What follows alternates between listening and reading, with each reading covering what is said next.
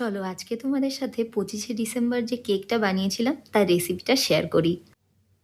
একদম প্রথমে একটা গোটা কমলা লেবু নিয়ে নেব, তার থেকে রসটা নিয়ে তার মধ্যে এই যে দু রকমের টুটি ফুটি আমি নিয়েছিলাম সেগুলোকে আমি 2 ঘন্টার জন্য ভিজিয়ে রেখেছিলাম এই অরেঞ্জ জুসটার মধ্যে।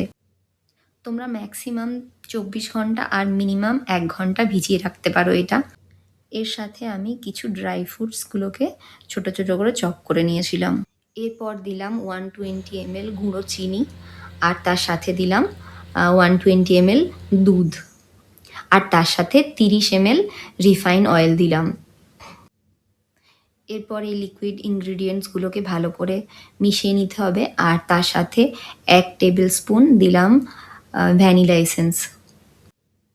আর তার সাথে এখন দিচ্ছি যতটা চিনি দিয়েছি তার ডবল ময়দা, মানে 240 ml, আর সাথে অল্প একটু বেকিং সোডা আর বেকিং পাউডার।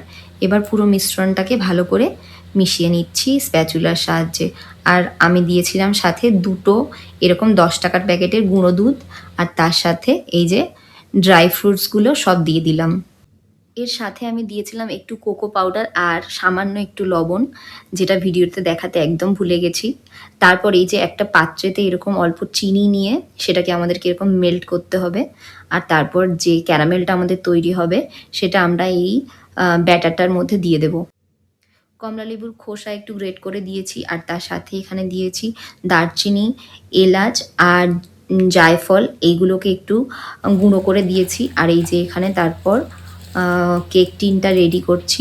নিচে আমি বাটার পেপার নিচে আর সাইডে দুদিকেই লাগিয়ে দিয়েছি, আর অল্প তেলও ব্রাশ করে দিয়েছি।